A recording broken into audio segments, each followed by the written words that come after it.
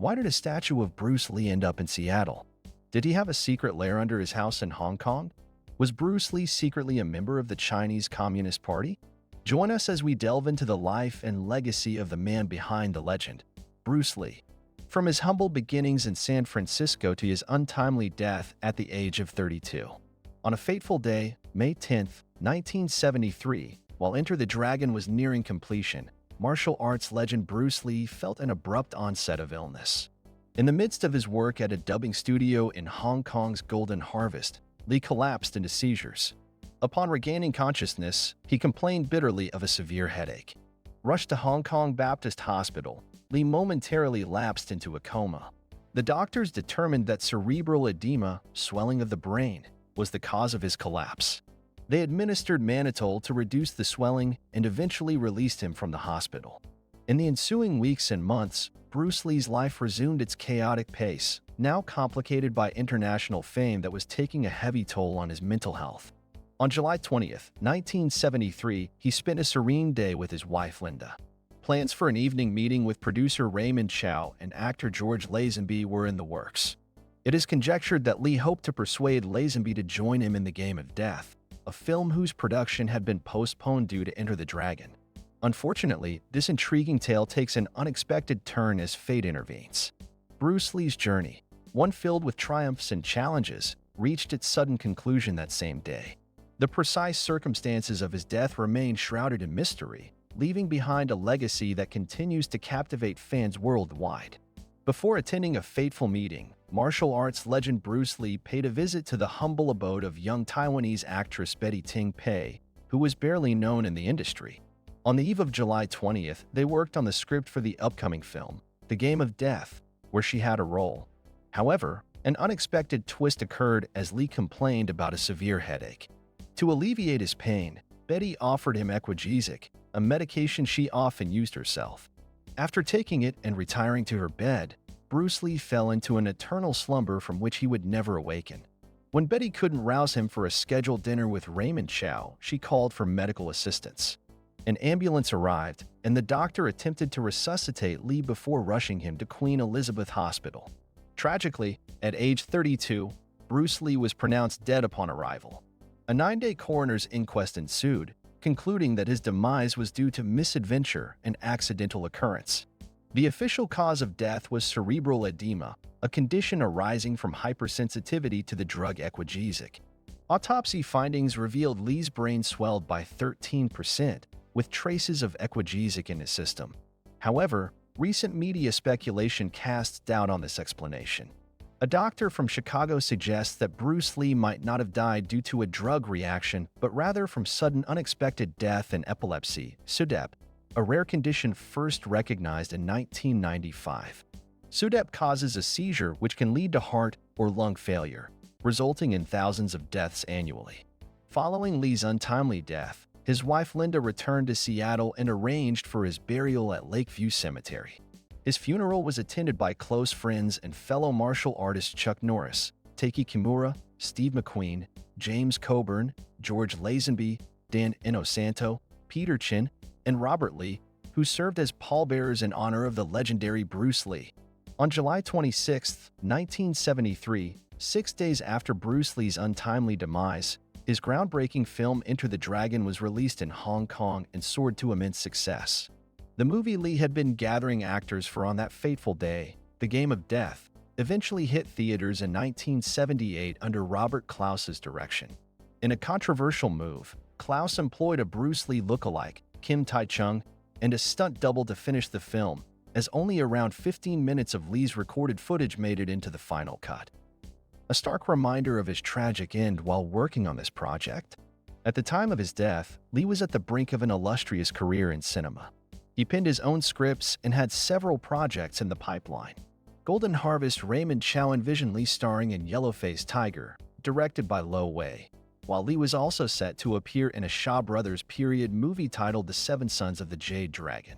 However, due to his untimely passing, neither project came to fruition. As for the mystery surrounding Bruce Lee's death, theories abound. His sudden passing at the peak of physical fitness was hard for many to comprehend. Some believed that illicit narcotics may have played a part in his demise after traces of cannabis were found during the autopsy.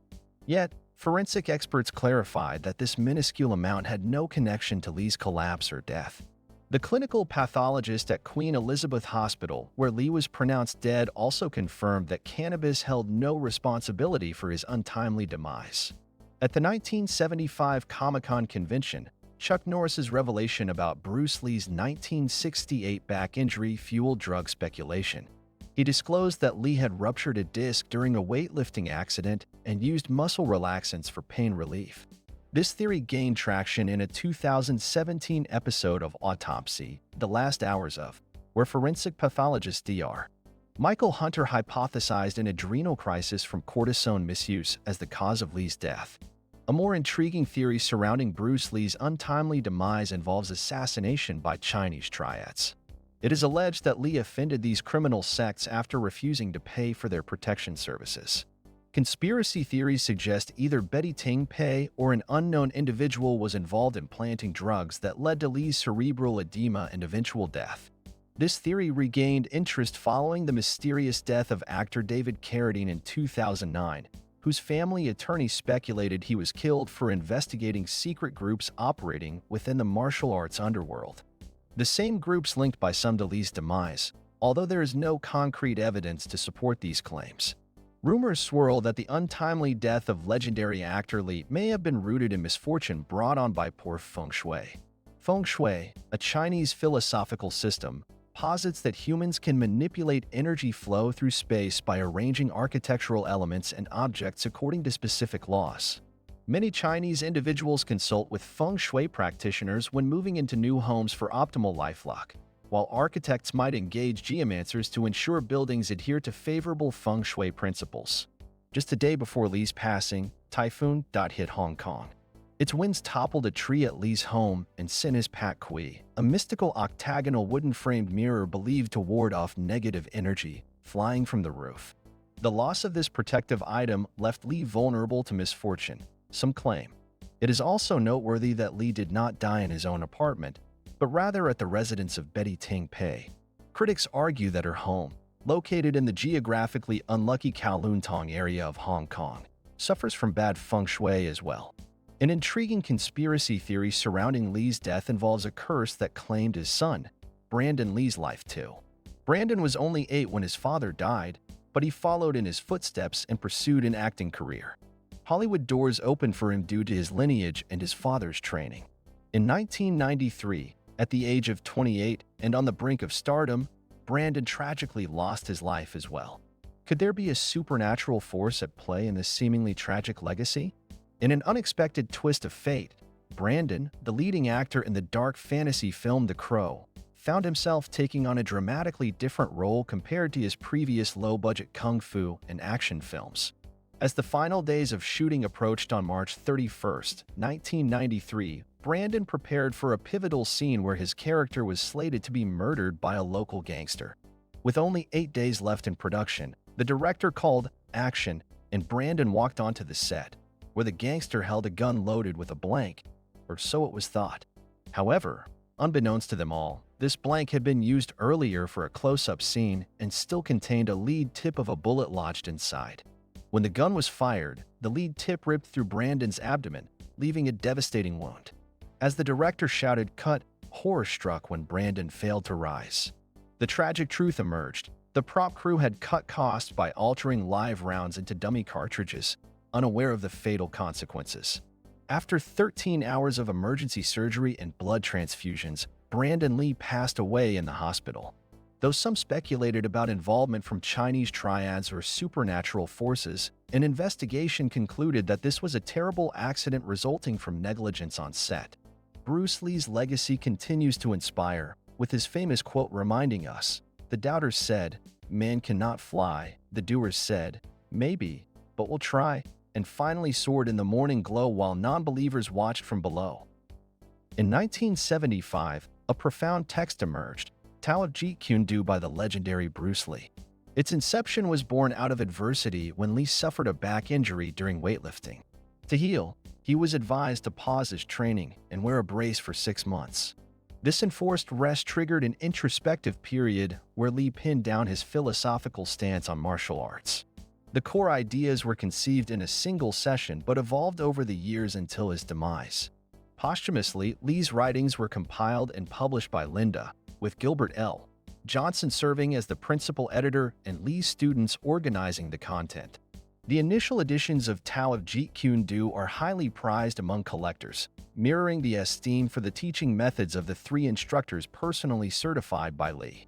Among these elite few is Dan Inosanto, who holds a third rank in Jeet Kune Do, Jun Fan Gung Fu, and Tao of Chinese Gung Fu. The other two are Taiki Kimura and James Yim Lee, who tragically passed away in December 1972. Ted Wong, holding a second rank in Jeet Kune Do, was named an instructor by Inosanto, the only person bestowed this position after Lee's death. Lee emphasized maintaining low student-to-teacher ratios in his schools to preserve the quality of instruction. Posthumously, his certified instructors have upheld his legacy, keeping both kung fu schools open and teaching Jeet Kune Do for decades. Inosanto alone has certified hundreds of students over 30 years, ensuring Bruce Lee's martial art continues to thrive. Once shunned during Chairman Mao's rule, Lee is now hailed as a national hero in modern China. Known for challenging racial stereotypes and embodying Chinese masculinity, he became a symbol of pride and unity for the nation. However, during the communist era, Lee's films were considered spiritually polluting and therefore banned by the government. This changed only after the return of Hong Kong to China in 1997, marking a new era of acceptance for both sides. In 2008, China State TV dedicated a 50-part documentary to Bruce Lee's life, reclaiming him as one of their own. Bruce Lee took immense pride in his Chinese heritage, tracing his roots back to Junan Village, Shun District, Foshan, Guangdong Province. In honor of this icon, a sprawling 3,000-acre Bruce Lee Paradise theme park was constructed in the area. Here, visitors can marvel at the world's largest Bruce Lee statue. Hong Kong also plays a significant role in preserving Lee's legacy. The city's Heritage Museum organized a 5-year exhibition, Bruce Lee, Kung Fu, Art, Life, celebrating his achievements on the 40th anniversary of his death in 2013. Due to overwhelming demand, the exhibition was extended until 2020. Another unmissable attraction is the Avenue of Stars memorial statue of Bruce Lee in Tsim Sha Tsui, which was erected by the Rubeo fan club and unveiled on what would have been his 65th birthday in November 2005. The bronze statue depicts Lee in his iconic standing pose, ready to strike, as a testament to his enduring legacy. Lee's indelible mark on the annals of cinema cannot be overstated. His films sparked a frenzy for kung fu cinema in the early 70s, inspiring a slew of low-budget martial arts movies both in Hong Kong and the US posthumously. While some might argue these productions were forgettable, they paved the way for the rise of other Asian stars like Jackie Chan and contributed to the meteoric success of American actor Chuck Norris in Western martial arts films. The influence of Lee's cinematic genius continued beyond his lifetime. In 1984, The Karate Kid brought Eastern philosophy into the mainstream Western narrative of an underdog triumphing over adversity. Fast forward to 1988, Jean-Claude Van Damme's Bloodsport mirrored the storyline of Enter the Dragon. During the 90s, Hong Kong cinema enjoyed its golden age, but grappled with finding fresh talent as stars such as Jet Li, Jackie Chan, and choreographer Yuen Woo-ping ventured into Hollywood. The Wachowski brothers ingeniously hired Yuen Woo-ping to orchestrate the fight scenes in The Matrix 1999, which not only won 4 Academy Awards but also grossed $460 million globally and is considered one of the greatest films of all time. In the 2000s, cinematic masterpieces such as Crouching Tiger, Hidden Dragon, Hero, and House of Flying Daggers, as well as comedic gems like Kung Fu Hustle and Shaolin Soccer, were all profoundly impacted by Lee's filmography. His influence on director Quentin Tarantino is well documented, with the latter paying homage to him through Uma Thurman's iconic outfit in Kill Bill. The yellow jumpsuit worn by Thurman during a protracted fight scene mirrors that of Lee's attire in The Game of Death. To fully appreciate Bruce Lee's impact on cinema, it would be remiss not to mention 2003's Ong Bak, which stars Thailand's Tony Jaa, a Muay Thai fighter whose astonishing skills bring him remarkably close to emulating Lee's meteoric rise in Hollywood. The legacy of Bruce Lee's influence on the world of cinema will never fade. Each generation of martial arts filmmakers continues to draw inspiration from his groundbreaking work. Enter the Dragon, a 1973 classic, remains an unparalleled achievement in the annals of cinematic history. Bruce Lee left behind a career consisting of 46 movies, with only 6 being feature films starring him as an adult. His momentous impact on martial arts, filmmaking, and global representation was not fully realized until years after his untimely death. Posthumously, Lee has been bestowed with numerous accolades from organizations such as Time Magazine, the Asian Awards, Martial Arts Industry Association, Hong Kong International Film Festival, Housing Boxing Hall of Fame, Ethnic Multicultural Media Academy, and the United States House of Representatives, to name but a few. This list of honors continues to grow with each passing year. In the shadows of Bruce Lee's illustrious career and impact, an intriguing narrative unfolds through 2 New York Times obituaries. The first, published on the day of his death, reflects a highbrow condescension towards Lee's work. With a mere 8 sentences, it dismisses his successful movies in New York, quoting Vincent Canby as comparing Fist of Fury to the worst Italian westerns and early Soviet cinema achievements. However, in 2000, the New York Times sought to redress this disparaging obituary with a more comprehensive portrayal of Lee's life and legacy. They labeled him a fighter's fighter, shedding light on his childhood and martial arts career while acknowledging his extraordinary presence before the camera that transformed him into an international star. The contrast between these 2 accounts spanning nearly 3 decades reveals the monumental error in underestimating Lee Jun-fan, whose humble beginnings led to a name synonymous with martial arts prowess and cinematic excellence.